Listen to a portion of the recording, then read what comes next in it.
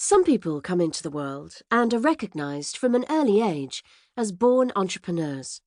Others are hewn and shaped by the circumstances of their lives. In my case, I started with a strong advantage.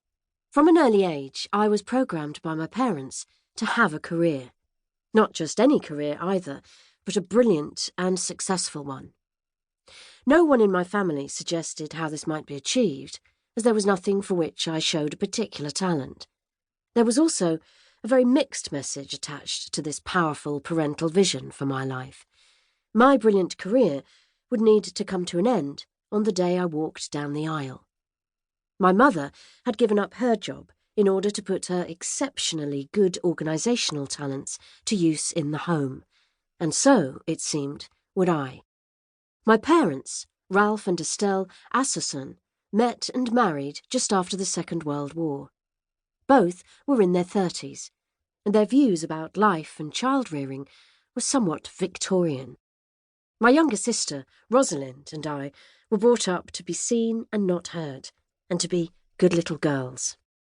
My parents always wanted the best for us, and I never doubted that they loved and cared for me as much as they were able. However, although I would always think of my childhood as a happy one, it wasn't because I had a close relationship with either of them or with my sister. I often felt like a cuckoo in the nest, and that I disappointed my parents by failing to behave in the conventional ways they expected. I was, in their eyes, fairly willful, and in their quest for the perfect daughter, they didn't know how to respond to the freedom-loving rebel in me, which was a regular cause of disappointment for everyone. My father, who was employed as the managing director of a small building firm, was definitely not a man suited to entrepreneurship. My mother, intense and highly strung, was typical of the generation that American women's activist Betty Friedan wrote about in The Feminine Mystique. Dissatisfied housewives, frustrated with the limitations of their lives, and needing to find personal fulfillment outside the home. My mother was a highly capable woman with a good brain, who would have been a wonderful entrepreneur had she been born in a different era or married to a different man.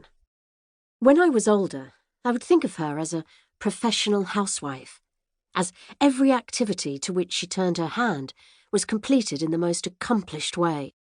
I had also recognised that none of it had been sufficient to contain her unconscious frustrations. This was possibly the main reason I decided that being a stay-at-home wife and mother was not for me. It wasn't destined to be plain sailing from the start, though, and my brilliant career began with a jolt. While I had always been a voracious reader, as a teenager I also spent a good deal of time away from home, socialising with friends in the northwest London suburbs where I lived. Partly as a result of my partying, I failed to get the grades I needed for university, and was duly sent off to learn shorthand and typing. My mother had always stressed that every woman needed to have some money of her own, and I needed to be suitably equipped to earn it. My first job was working for the production manager at John Murray, a venerated 200-year-old publishing company based in a gracious house in Albemarle Street, on the corner of Piccadilly. I was a fast typist, though not always an accurate one. Luckily, in this job, I was only required to type short notes to the printers, while I endeavoured to get my head around some of the obscure production terminology.